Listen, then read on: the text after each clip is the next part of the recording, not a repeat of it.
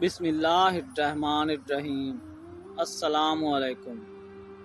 ابن عباس رضی اللہ تعالیٰ عنہ سے مروی ہے کہ جب حضرت ابراہیم علیہ السلام حضرت اسماعیل اور حضرت ہاجرہ کو مکہ میں چھوڑ کر واپس چلے گئے تو ان کے پاس جرہم نامی ایک قبیلہ بھی آ کر آباد ہو گیا۔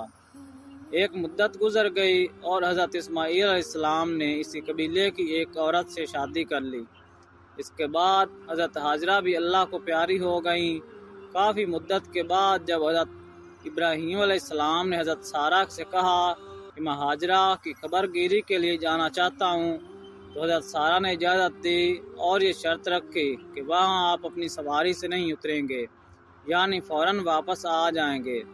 بس جب آپ مکہ میں داخل ہوئے تو حضرت ہاجرہ کا انتقال ہو چکا تھا۔ پھر آپ جب حضرت اسماعیل علیہ السلام کے گھر پہنچے اور ان کی بیوی سے ان کا حال پوچھا تو اس نے کہا وہ بال بچوں کی خوراک کے لیے شکار کو گئے ہوئے ہیں، واضح کر رہے ہیں کہ مکہ کی زمین میں زراعت وغیرہ نہیں تھی اور حضرت اسماعیل علیہ السلام حرم سے باہر جا کر شکار پکڑ لاتے تھے۔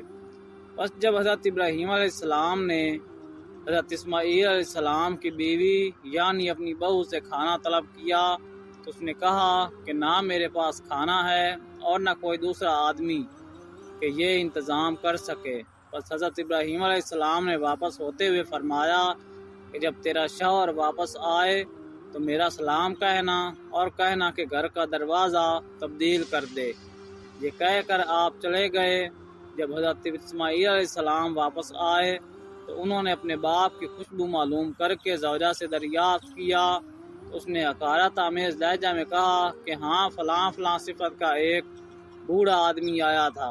آپ نے پوچھا کہ کچھ کہتے بھی تھے تو عورت نے جواب دیا کہ ہاں وہ کہتے تھے کہ اپنے شوہر کو میرا سلام دے کر کہنا کہ وہ اپنے گھر کا دروازہ تبدیل کرے۔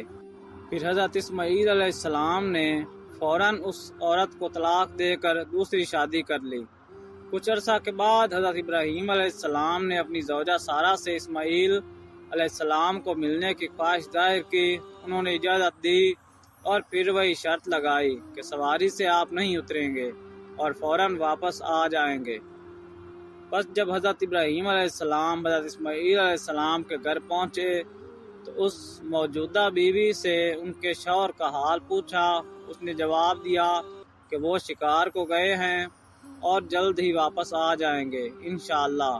آپ نے کھانا طلب فرمایا تو فوراً دودھ اور گوشت سے ان کی ضیافت کی گئی۔ آپ نے برکت کی دعا فرمائی۔ فارغ ہو کر جب آپ نے واپس پلٹنے کا ارادہ فرمایا تو فرمایا کہ اپنے شوہر کو میرا سلام کہنا اور کہنا کہ اب تیرے گھر کا دروازہ ٹھیک ہے۔ جب حضرت اسماعیل علیہ السلام واپس آئے اور باپ کی خوشبو سونگھی تو اپنی بیوی سے دریافت فرمایا تو انہوں نے جواب دیا کہ ہاں نہایت خوبصورت اور پاکیزہ خوشبو رکھنے والا ایک بزرگ تشریف لایا تھا۔ انہوں نے ایسا فرمایا۔ حضرت اسماعیل علیہ السلام نے فرمایا کہ وہ میرے والد حضرت ابراہیم علیہ السلام تھے۔